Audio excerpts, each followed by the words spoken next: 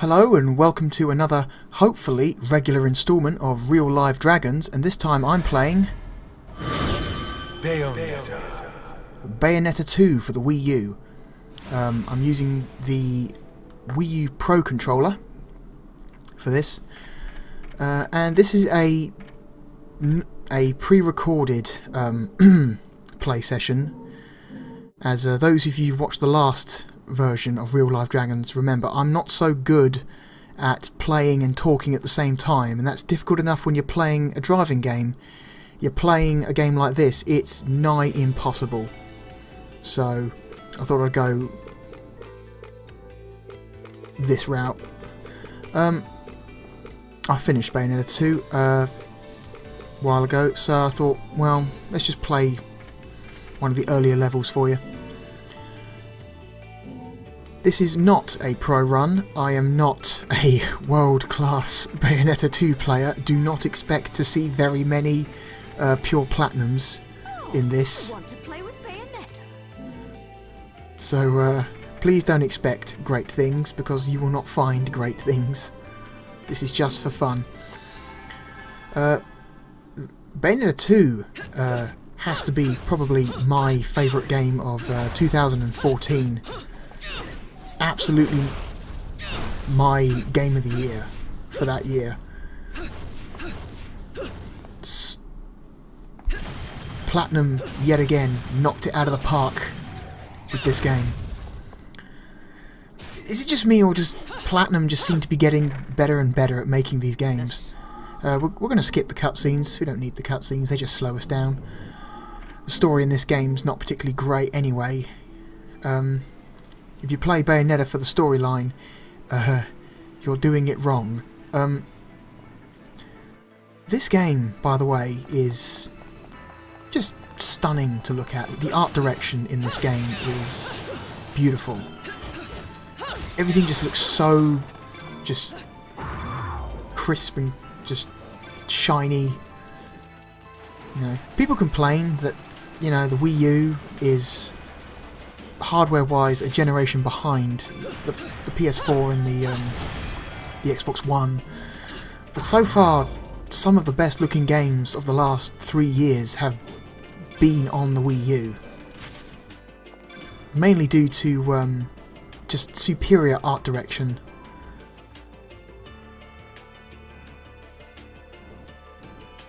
You can really do a lot with good arts if you find that the hardware itself is lacking. Nintendo themselves especially have proven this time and again. For example, with the HD version of Wind Waker that came out, is it a couple of years ago now? Yeah, a couple of years ago. Like that's just an up-resed GameCube game with like a couple of improved textures. Like that game is 90% GameCube assets, and that game still looks wonderful. Art direction counts for a lot more than a lot of people would, you know, give it credit for. This is one of the many sub-weapons in Bayonetta 2 you can unlock through the game.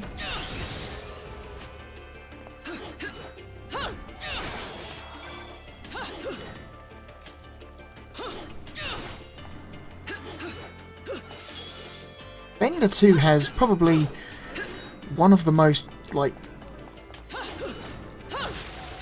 flexible and easy to learn combo systems in any action game I've ever played.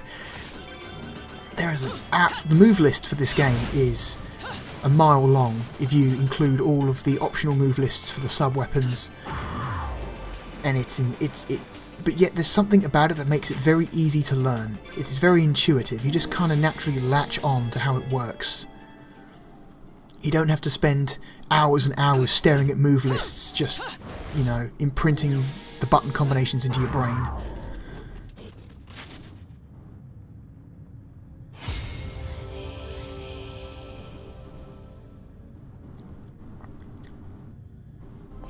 What else is Platinum Games working on at the moment? I know they're doing Scalebound for the Xbox One. Are they working on something else? Let's have to just check.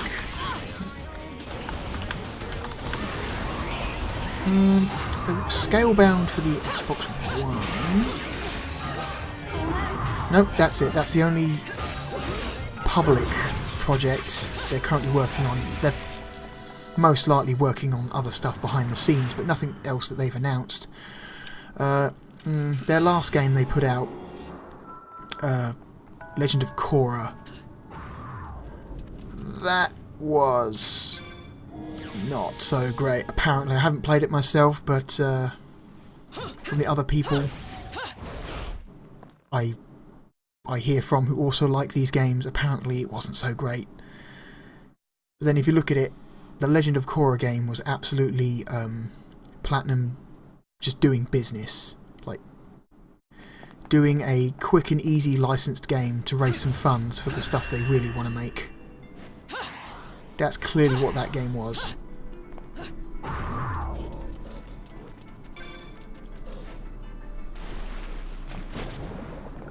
I still need to pick up Wonderful 101 for the Wii U. I've heard nothing but great things about that game.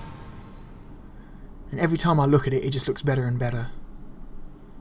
So, I need to get around and just grab a copy of that as soon as I can.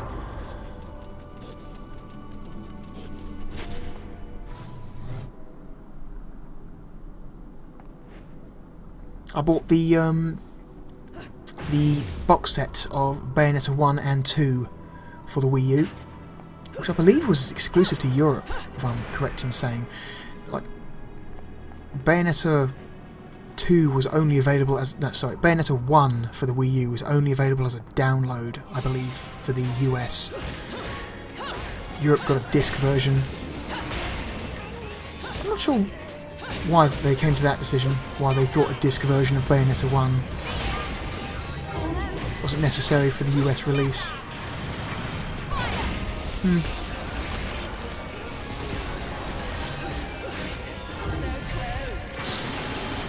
Wii U Pro Controller, by the way, is a really, really good controller. It's very comfortable. Very comfortable. It's very light as well. It's astonishingly light. It looks much heavier than it actually is. But it is. It's extremely comfortable to grip. And Nintendo has obviously taken a couple of cues from Microsoft, because if I hold a Wii U Pro Controller in one hand and a 360 controller in the other, the source of inspiration for the controller is quite simply obvious.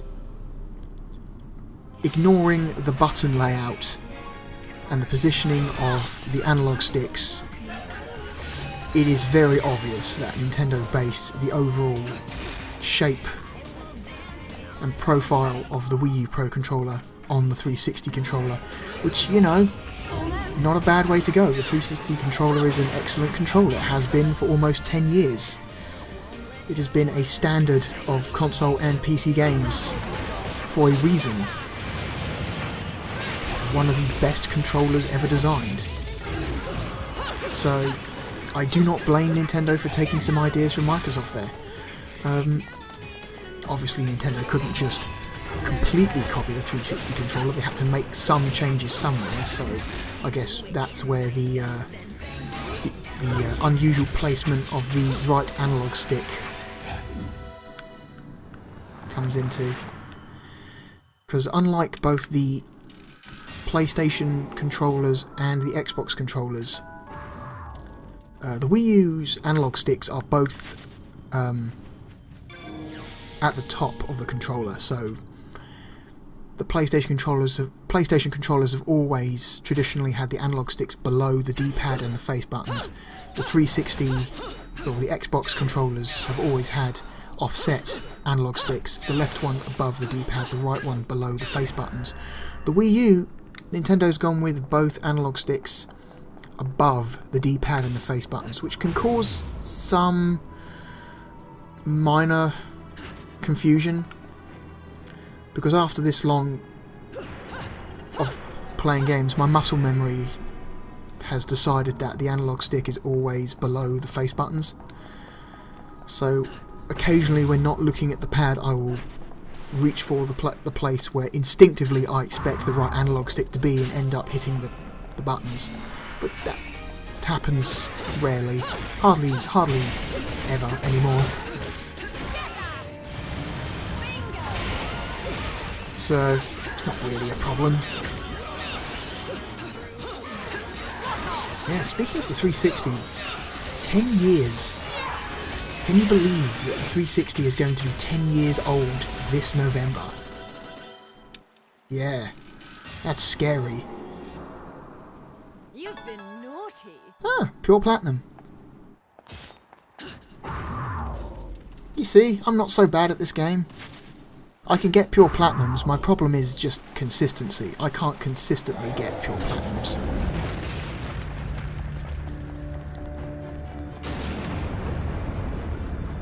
We're playing, oh well, I'm playing on, when I recorded this, on the second climax setting, which is this game's equivalent of the normal difficulty. So there's first climax, which you could consider as easy mode, second climax is normal, third climax, hard, and I believe if you beat the game on third climax, you unlock a fourth difficulty setting called Infinity Climax,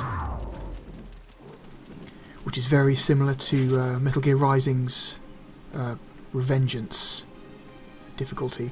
And once again, I have to take a second to just admire how stunning this game looks, despite running on apparently inferior hardware.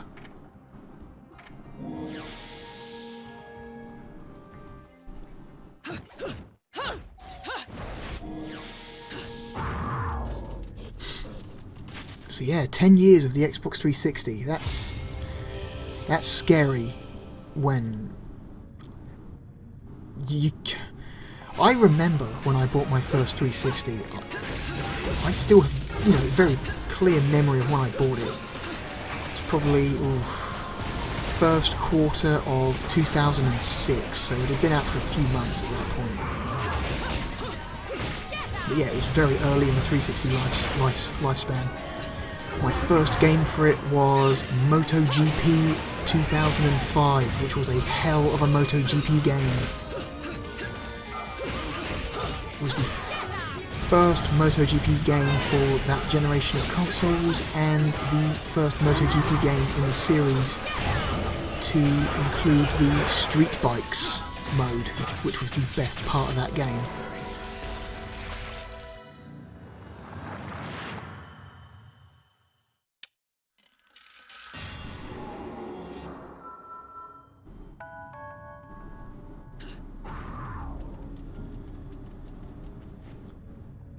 I have a feeling that this Christmas will be the last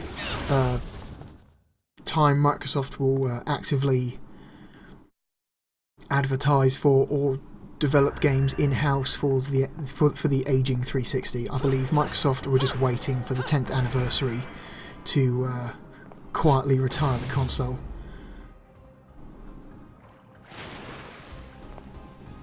I mean, we'll probably see some stuff for it at E3 this year, but, and a couple of games for it, even if they are just downgraded ports of Xbox One games, like Forza Horizon 2 was. I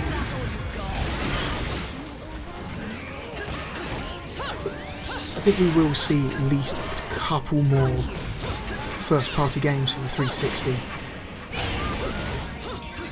before it is retired.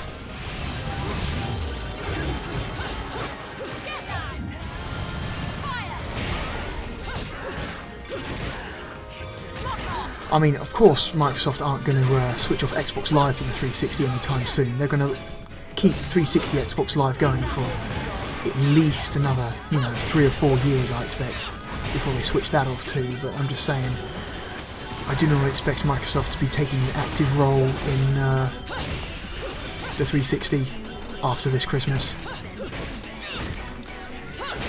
It's going to be all like, oh yes, 10 years of 360, it's all applaud, and here's a couple of new games for the 360, still going strong, ha ha ha. And behind the scenes they're just secretly planning its demise. Which, frankly, maybe it's time. It's been a long time since anything came out on the 360 that, you know, people could point to as being impressive. So maybe it's time.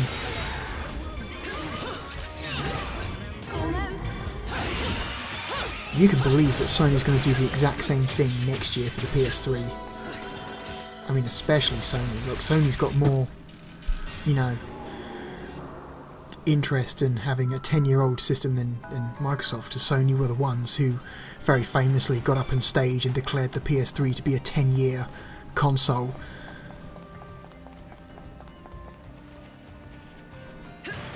So you can bet Sony's gonna at least try and support the PS3 for at least another year, first party wise.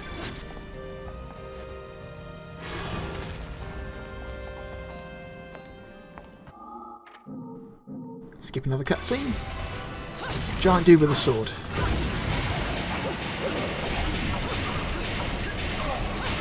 Probably the most important individual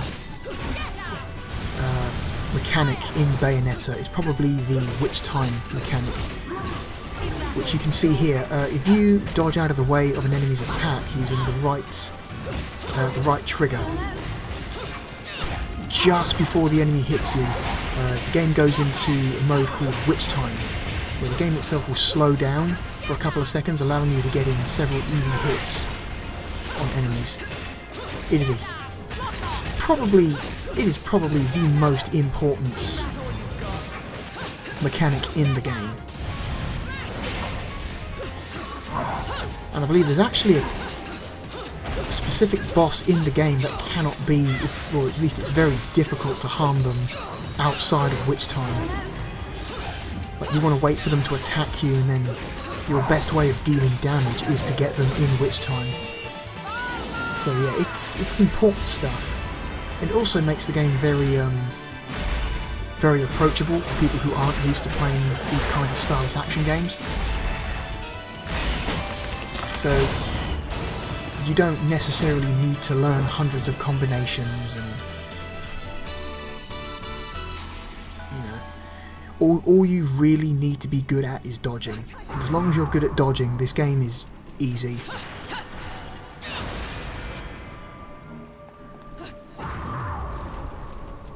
The Bayonetta games, Bayonetta 2 especially, it's not a hard game. It's easy to finish story mode, you know, get all the way through it and beat the final boss. The hard part is getting good rankings. It's finishing the game efficiently and stylishly by taking as little damage as possible.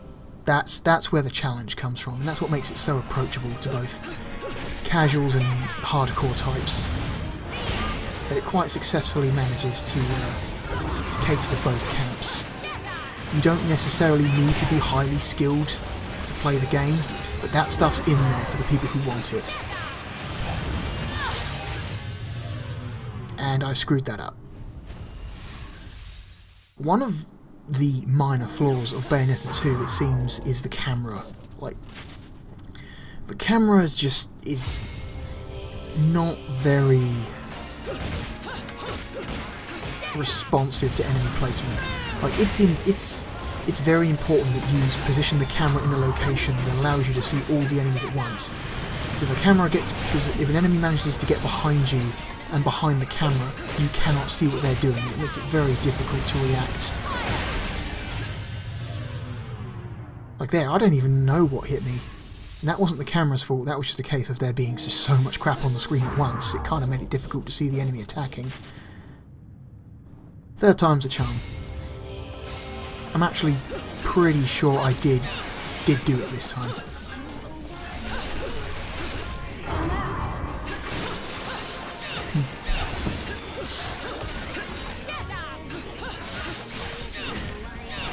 Another difference between the Wii U Pro controller and the 360 controller is that the Wii U Pro controller doesn't have analog triggers like the 360 controller has, which makes it less viable for driving games. Now, the Wii U doesn't have that many driving games. I mean, you know, realistic driving games. I mean, yes, there's Mario Kart, but I wouldn't exactly put Mario Kart in the same group as, say, a Forza or a Gran Turismo. In fact, I believe the only game of that type for the Wii U is Project Cars, which hasn't even come out for the Wii U yet. Obviously, Project Cars has, in fact, only just come out for the PC and the other consoles, so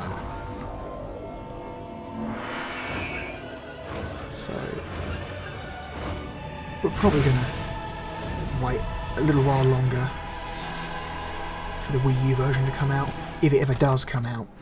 I'm looking at the Amazon page right now and there doesn't seem to be a release date listed, so who knows what's going on with that.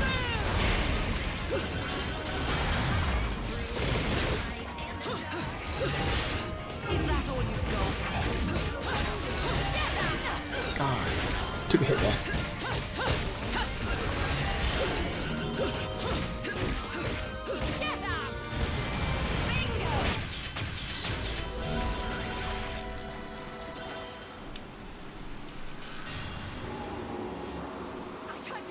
I hope Project Cars comes out for the Wii U. It's one of the few games that's even announced for it. Have you been naughty? Keeping secrets from Mummy? Nope. Nothing comes to mind, love. Be a shame if it gets cancelled, which seems increasingly likely as we hear nothing about it. No way to talk to a lady.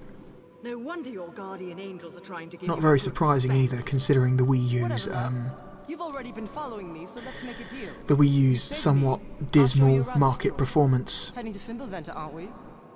That makes two of us. And it'll take two of us, won't it, love? You seem to have Sad, skipped but school, not unexpected. After the rip-roaring success of the original Wii, Nintendo finds themselves in the exact same position that the GameCube was in 2 generations before.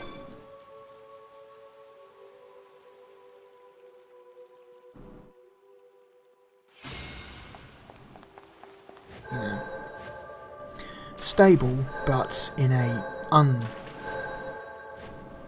undeniable, like, distant third place, like the GameCube was.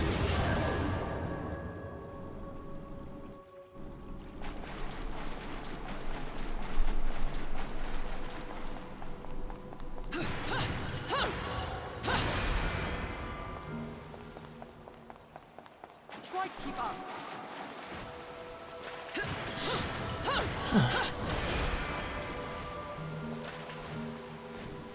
As we I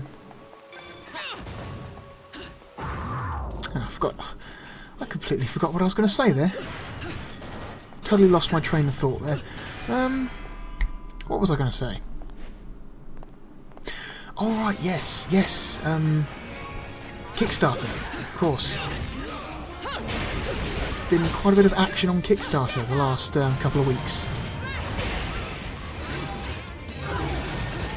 Primarily due to 2 specific Kickstarter games.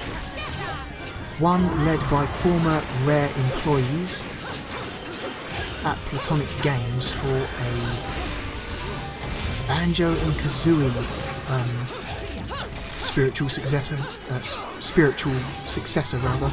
called Ukulele, which promises to be the game that nuts and bolts for the 360 wasn't. Obviously, of course, not actually being Banjo and Kazooie, since Microsoft owns that, that license. So that's why they've had to come up with new character designs for it. But yeah, this is unmistakably like N64 era Rare, going by the looks of the character designs and the text treatments, and a lot of the staff they're getting on board for the development. Right now, as I'm sitting here, it has just passed 1.6 million, which is pretty good considering they originally only asked for £175,000, and they've still got a month to go. So, yeah, those guys are just singing. I have a feeling that will reach about 2 million by the time it's done. That was not the only raging success story in Kickstarter recently. Just when you thought Ukulele was the, Kickstarter's was the big success story on Kickstarter this month, along comes Koji Igarashi, producer and director of some of the best Castlevania games ever made, and shows up with Bloodstained. So was it last week it came up? It's got to be like no older than a week, because this thing is just insane. I'm looking at the Kickstarter page now, and it is only just now, as I'm looking at it, topped 2.25 million. This thing is like a week old.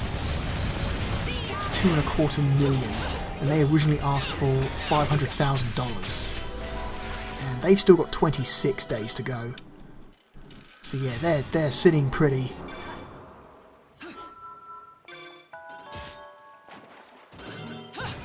My goodness, so 2.25 million, eh? That means they have just, let's see, the latest stretch goal for 2.25 million is a retro-styled level. Huh. Apparently, if they get to 2.5 million, there's going to be a quote-unquote classic mode. I wonder what that means.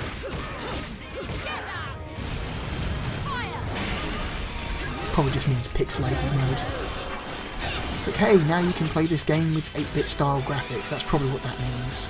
That's probably what that means. They've got some pretty good stretch goals though. I'm looking at this and man,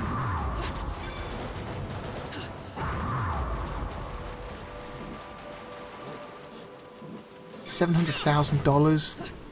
They added a second playable character, $800,000, Nightmare difficulty mode, $850,000. David Hayter is voice acting a character, which I thought is a really nice addition to the stretch goals. David Hayter should be a stretch goal on every Kickstarter, frankly. That should just be a no-brainer. Everything doesn't even have to be a video game. Should just have a stretch goal that just says David Hayter.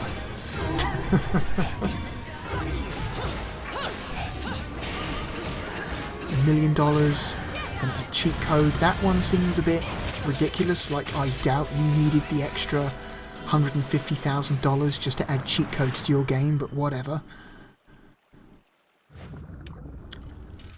1.2 million local co-op, 1.5 million a new boss, 1.7 million a speedrun mode. My goodness. 2 million boss rush mode. So yeah, they've got some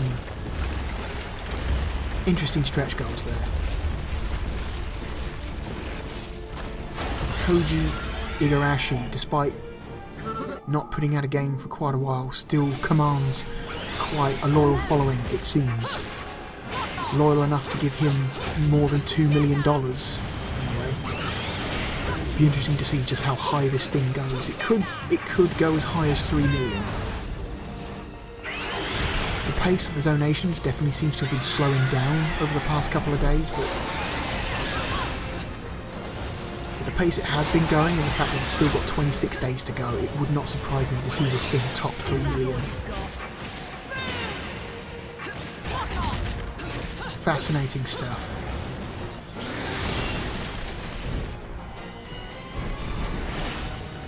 So what you're seeing here is the first major boss of the game, a giant dragon snake creature. It's a fairly easy boss. It's pretty spectacular looking, but it is by no means the most spectacular boss in this game. Bayonetta 2 continues the long Platinum Games tradition of over-the-top boss fights. This game probably has some of the most spectacular boss fights Platinum has yet created. Like this guy right here you're looking at is nothing compared to some of the bosses later on.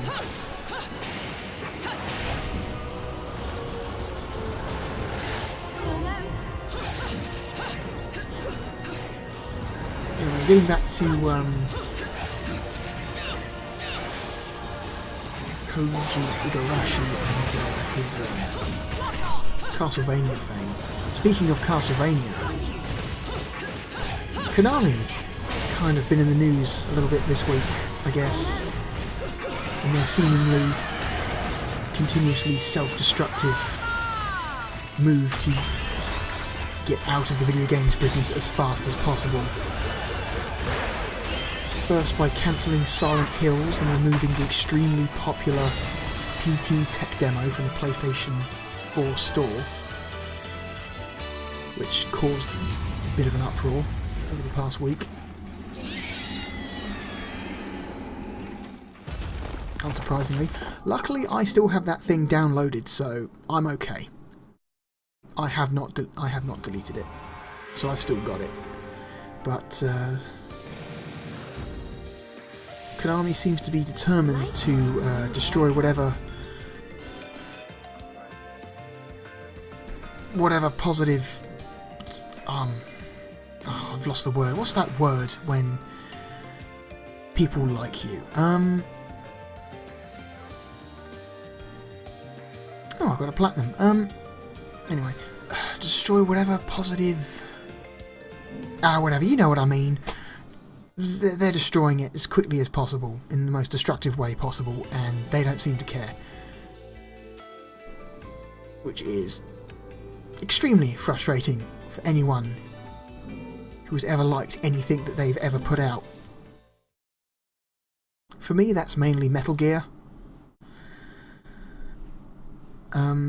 I've got some friends who are were very into the Silent Hill series. They're gutted. What's your pleasure? The whole thing just seems to be just kind of messed up, because it may be a very long time before we see a game, or at least a traditional game, that isn't a bunch of free-to-play bullshit under those licenses again. Anyway, going back to Bayonetta 2 quickly, gone on for a little while. This is the shop, this is the Gates of Hell. This is where we go to buy our stuff, like upgrades, items, special moves. It's a pretty cool place. Stuff is really expensive here after a while. It starts off not that expensive, stuff's usually like 10,000, 20,000, and then you get into like the 100,000, 200,000, 500,000. And then there's one item, I believe, in Rodin's Treasures, which I believe is the menu where all like the special stuff is sold, like extra costumes, extra modes, characters, things like that. And you get down the bottom here, and then you've got this thing called the Platinum Ticket for 9,999,999 halos. And man, I've played a lot of Bayonetta 2, but I doubt if you were to add up every single Halo I have collected, I doubt it would add up to a tenth of that. You have to play a lot of Bayonetta 2 to unlock that. Anyway, it seems we've come to the end of our time with Bayonetta 2 here.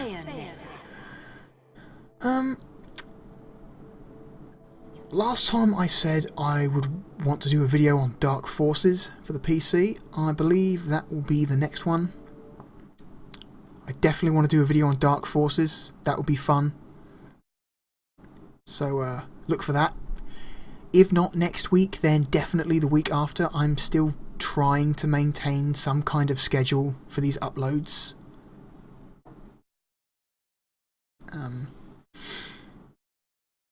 So I hope people will hold me to that. Anyway, it's been fun. This has been Bayonetta 2, and this has been Real Live Dragons. May the 17th, 2015.